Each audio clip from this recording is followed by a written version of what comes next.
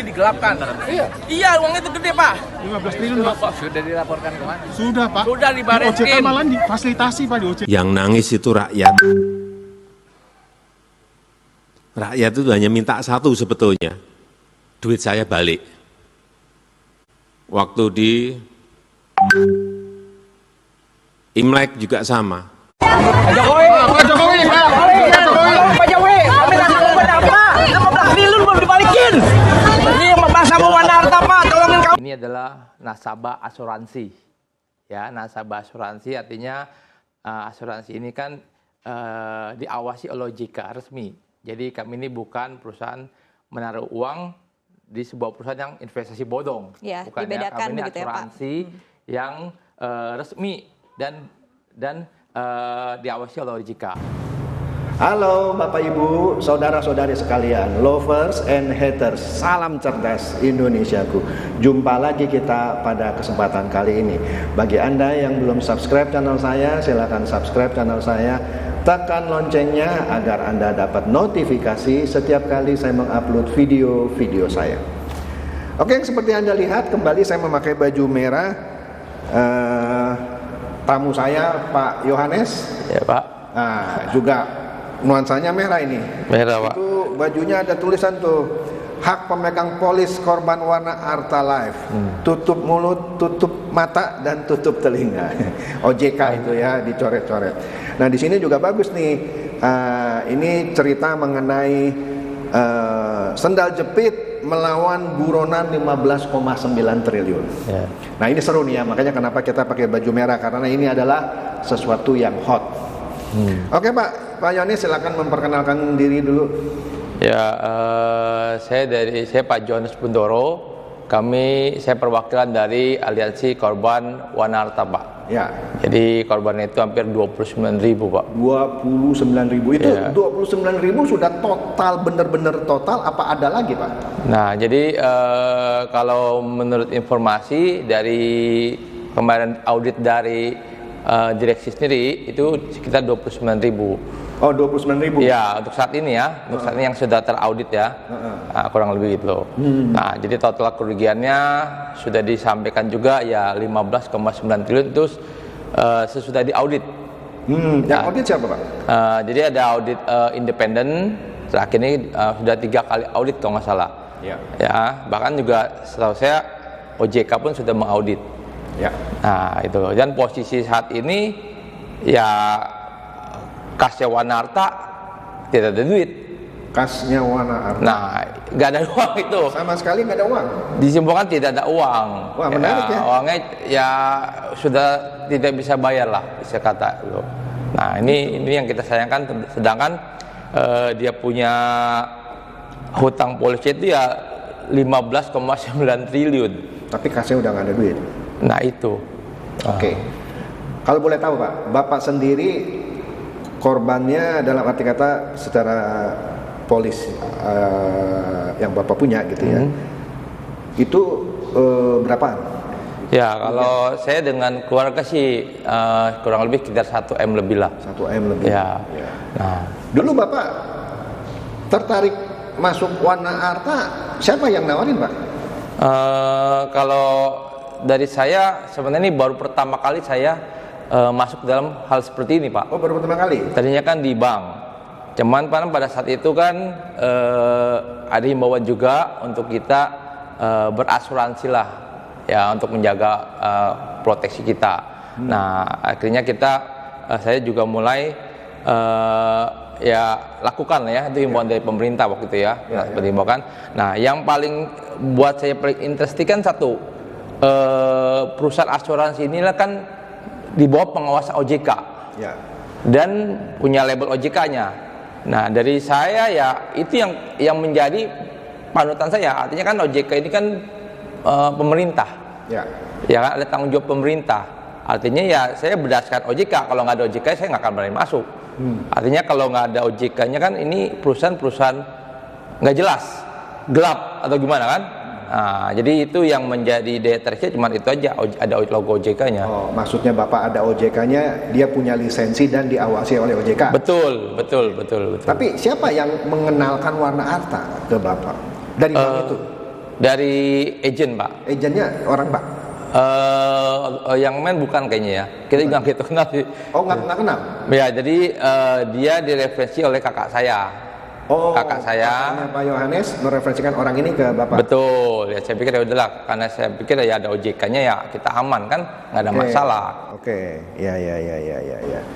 Nah, Bapak masuk tahun berapa Pak? Saya masuk itu 2018. 2018. Betul. Oke.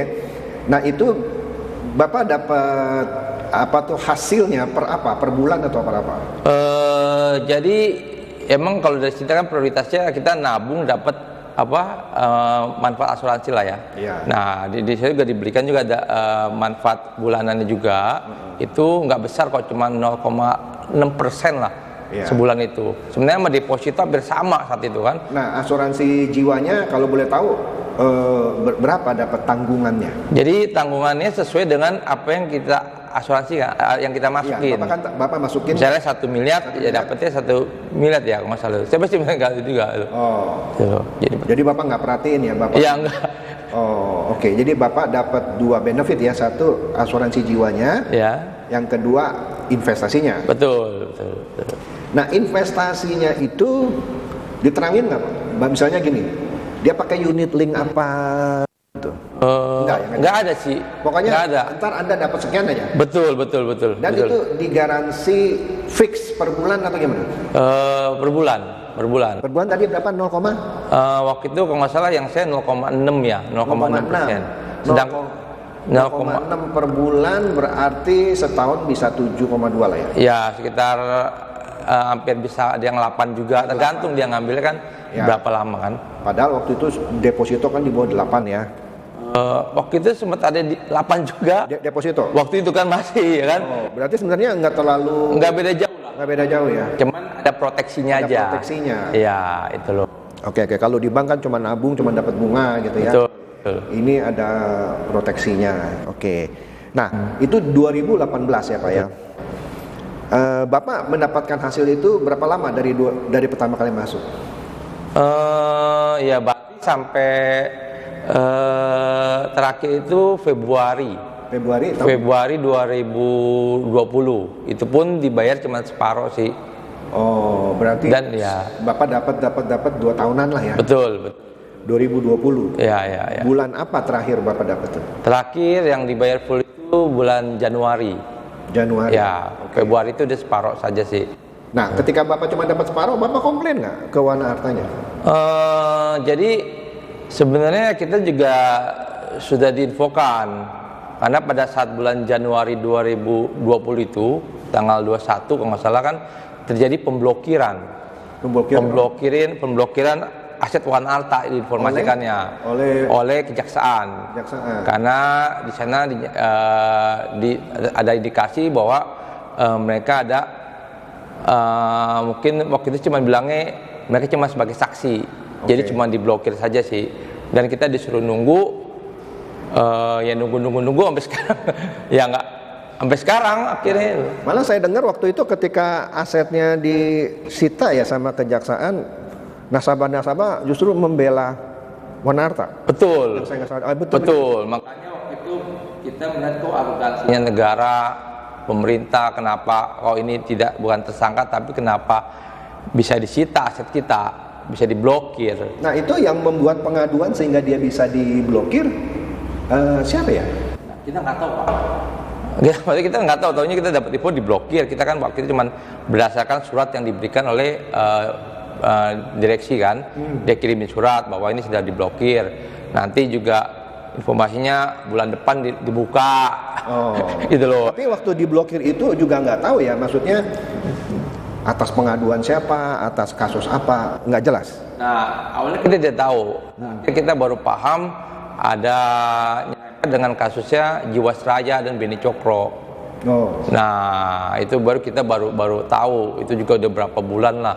Bahkan saya pun tahunya kalau nggak salah sudah bulan 4, bulan 5. Karena kan kita tanya agent, bentar lagi dibuka, cuma diperiksa doang sebagai saksi kan. Nah, artinya kita kan nggak khawatir, udahlah. Kita pikir cuma diperiksa doang, bukan tersangka, gitu loh. Oke. Terus apa nih yang Bapak mau sampaikan nih Pak dengan Bapak menjadi korban gitu ya. Kan kalau saya tadi di pembukaan juga saya kasih lihat tuh Bapak pernah diwawancara di CNN ya. Terus Bapak pernah bicara sama Pak Mahfud dan Bapak juga sedikit nerobos Pak Jokowi waktu acara Imlek ya. Di mana? Banteng ya? Lapangan Banteng ya.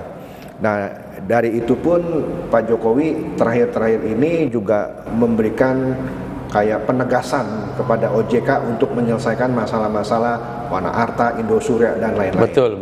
Nah, apa nih yang Bapak mau sampaikan? Misalnya kalau nggak salah yang saya dengar-dengar ada berhubungan dengan tim likuidasi ya. Betul, Pak. Nah, apa tuh? Nah, jadi emang dari pertengahan bulan Januari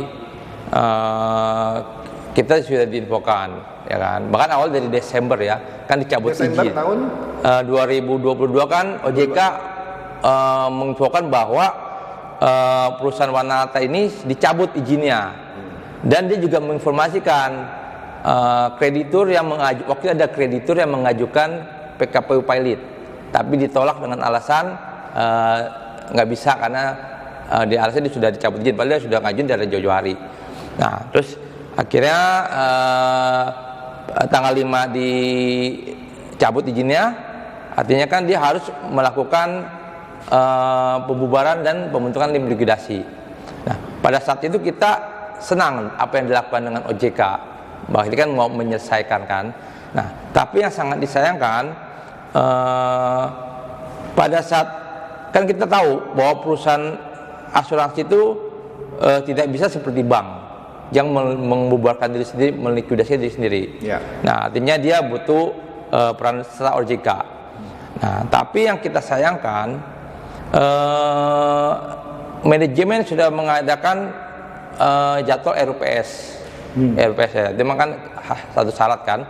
Nah, tapi tanggal 26 itu owner ini tidak hadir. Ya, owner 26 Desember. 26 Desember kan ada bikin undangan RUPS kan, kita dikasih tahu akan ada RUPS LB. Nah, tapi waktu dasar itu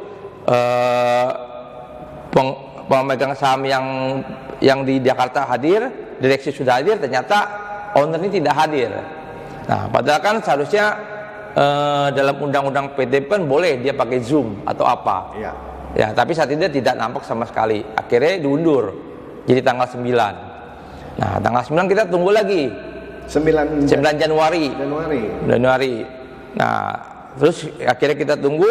Nah, tiba-tiba pada awal Januari datanglah tim likuidasi yang dia nyatakan bahwa saya sudah dipilih sah berdasarkan rapat sekuler. Kita waktu itu nggak ngerti rapat sekuler apa, harusnya kan RUPS.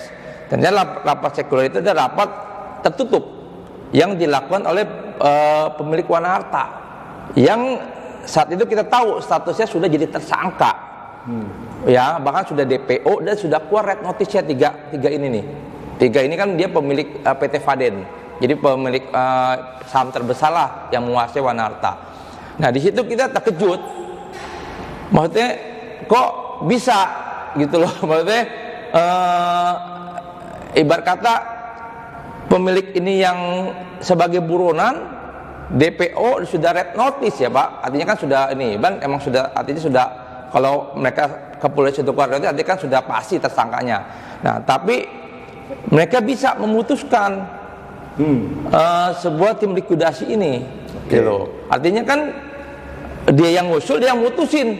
Ya, kita kan udah pasti sebagai kreditur, sebagai nasabah, ya pasti nggak percaya Pak. Orang-orang ini yang gelapin uang kita, yang bawa kabur uang kita, tapi dia naruh orang untuk beresin proses likuidasi kita. Nah, yang saya bingung kan kenapa OJK tidak menolak atau gimana? Harusnya kan ini kan harus dilihat, oh ini nggak bener nih. Lah kita aja orang yang masyarakat kecil aja paham, maksudnya ini nggak bener ya kan? Harusnya kan ada apa? Dia bisa lakukan penolakan atau dicat ulang. Buktinya OJK bisa menolak kreditur yang meminta PKPU. Oh, jadi waktu PKPU OJK nolak. Nolak kan, kepala kan? Begitu untuk likuidasi, OJK mengizinkan si ownernya ini yang menentukan tim likuidasi. Betul. Nah, itu dipertanyakan nggak ke OJK? Ya, kalau sih kita udah tanyakan waktu itu. Pada saat tanggal, kalau nggak salah tanggal 13 kita audiensi ke sana, kita push. Ya, di situ kita juga paksa karena kita butuh informasi. Itu pun kita sudah bersurat, seminggu kita bersurat ke sana. Dan saat kita datang, awalnya kita nggak kasih masuk pagi-pagi. Alasannya butuh ini, ada aturan lah. Jadi kreditur itu butuh aturan nih, banyak aturan. Padahal kita mau tahu ini sebenarnya apa sih? Apakah benar tim likuidasi ini yang dipilih sama owner ini sudah disahkan belum? Kan kita perlu tahu. Nah, hanya itu. Nah, akhirnya kita dengan ribut dari pagi sampai siang, akhirnya kita diterima juga. Akhirnya udah ribut-ribut lah ya. Nah, akhirnya dia juga menyampaikan, hanya menyampaikan ini sudah sesuai prosedur undang-undang. Ya, kita bilang waktu yang kita ngajuin ini juga sudah sesuai prosedur, sesuai undang-undang, kan diperbolehkan kreditur itu mem-PKPU. Karena apa, kan itu hak kita. Tapi kok OJK bisa menolak? Kenapa yang ini seperti dicocok hidungnya? Oh, ini sesuai aturan. Padahal kan kita tahu undang-undang kepelat ini kan sangat berarti buat kita. Ya, terus prosesnya juga cukup lumayan lama. Kalau tim likuidasi ini dia ngolor-ngolor bisa 2 tahun. Terus yang kita sesalkan, kita sudah baca undang-undangannya. Ternyata tim likuidasi ini kalau yang membentuk itu owner, artinya dia bertanggung jawab kepada owner, pemilik yang kabur ini. Nah, itu kita kan bingung. Lah gimana kalau tim likuidasi dia reportnya ke sini? Emang undang-undang OJK seperti itu. Nah, terus kita pelajarin lagi. Nah, kalau ini nggak selesai 2 tahun, tim likuidasi ini perpanjangnya lewat OJK nggak? Kita baca, ternyata enggak. Yang menentukan perpanjang ini adalah owner lagi. Ya, itu kan akan menjadi kesempatan buat pemilik yang buron ini dong. Bisa jadi 4 tahun, kita yang mati lemes, Pak. Kalaupun hasil dari tim likuidasi ini melikuidasi, apa yang mau dilikuidasi? Ya nggak ada. Ya kan Bapak bilang kan asetnya ya apa, dananya atau apa yang tadi Bapak bilang, ya, nggak ada gitu. Nah, jadi kalau mau tim likuidasi apa, gedungnya? Betul. Ya, berapa harganya? Jadi udah disampaikan juga oleh direksi sendiri, Pak. Ya, di bos sendiri, dan OJK pun sudah mendapatkan bahwa uang ini yang ada bisa dicairkan satu uang jaminan 170 M. Ya, jaminan. Bisa dicairkan. Ya, dari ini saya rasa ini kan dipegang sama mungkin OJK ya. Ya. Kedua, gedung dan aset itu nilainya cuma 50 sampai 100 M aja. Sedangkan utangnya itu kan 15,9 triliun. Nah, kita berpikir jangan-jangan ini dia malah mau menghabiskan ini semua, kita nggak kebagian, Pak. Oke, ini menarik, Pak. Ini kan uang jaminan yang dia taruh ya, Wana Arta taruh ya di bawah pengawasan OJK ya. Betul. 170 miliar. Ya. Taruhlah aset gedung-gedungnya, asumsi itu juga gedung dia gitu ya. Betul. Kantor pusatnya di mana, Wana Arta? Di Mampang, Pak. Itu pun sebenarnya sudah sempat mau disita sama PT Inco Vale. Karena dia menang nih. Ada kasus juga dia. Ya, dia hutang sebagai nasabah juga. Akhirnya dia gugat, dan itu sudah sempat disita kan belum bisa. Itu sudah di. Tapi itu gedung dia. Gedungnya Wana Arta. Kan kadang-kadang suka ada perusahaan besar gitu ya, tapi dia sewa kantor, itu kan bukan punya dia. Kalau ini punya dia. Nah, itu kita juga bingung, Pak. Kenapa PT Inco ini bisa tahu PT Vale? Kan biasanya kan kalau kita mau nyita sesuatu tempat kan dia mesti cek dulu, ini udah dikreditin belum, atau gimana, kan mesti cek dulu. Kita aja waktu itu nggak berani itu loh. Nah, ini kita juga bingung gitu. Ya. Saya curiga juga aset-aset si owner ini, baik yang ada di Indonesia atau di luar negeri, bisa nggak tuh OJK lacak ada di mana? Kan kalau likuidasi kan semuanya itu harus ini. Betul. Nah, makanya artinya gini, kita perlu sadarin uang ini Wana Arta mengelola bukan karena mengalami kerugian. Ya, bahkan Bareskrim sudah menyatakan ada uang, bukan mismanagement lah ya istilahnya. Bukan hanya sekedar mismanagement, tapi ada indikasi ya dari Bareskrim sudah menyatakan ada uang yang dipindahkan ke pemilik atau ke, kita nggak tahu lah. Itu yang menyatakan siapa? Dari Bareskrim. Oh, Bareskrim yang menyatakan. Ya, bahwa makanya kan terjadi tersangka. dan ada manipulasi polis lah, artinya saya juga nggak mungkin kan, kita nggak ngerti Pak, masyarakat hukum tahu dari mana ya. Jadi informasi dari ya, yang waktu juga Barreskrim pernah sempat konferensi pers, dia juga udah sampaikan. Nah, artinya kan ya kita based on kepolisian dong, based on dengan dari berita yang sudah nongol, karena kita nggak tahu, manajemen nggak mungkin hubungan ke kita. Oke. Itu loh. Ya, ya, ya, nah, oke, yang ini menarik Pak ya. iya. Kalau kita selesaikan dalam satu episode ini akan banyak lagi dan akan terlalu panjang. Betul. Nanti kita buat lagi ya di episode yang kedua, dan kita akan telanjangi lagi kenapa sih ini bisa terjadi. Betul. Siapa yang sebenarnya harus bertanggung jawab dan seterusnya. Betul. Gitu ya. Ya. Oke, Bapak Ibu, saudara-saudara sekalian, itulah awal dari yang dialami oleh Pak Yohanes yang mewakili oleh teman-temannya atas asuransi Wana Arta, ya. Ya. Nanti di episode kedua kita akan lihat siapa sih yang sebenarnya yang harusnya ini bertanggung jawab, gitu ya. Sebab kalau kasus seperti ini berjalan terus, saya juga mau gitu punya perusahaan asuransi ya kan. Sebelumnya Pak Jiwasraya ya, Iya. kemudian Bumi Putra, kemudian Kresna, Iya. kemudian ini Wana Arta, Ada Bakri Life juga waktu itu. Bakri Life. Nah, ada lagi yang lain-lain lagi lah. Dan terus udah begitu aja. Nah, kan ini kan menarik ya untuk dikuliti. Terus tanggung jawab negara di mana gitu di sini. Oke. Tapi itu nanti kita bahas di episode kedua. Oke, demikian saja. Silakan share video saya ini kepada teman-teman, sahabat atau kerabat supaya mereka tambah cerdas dan tercerahkan. Seperti biasa, terima kasih.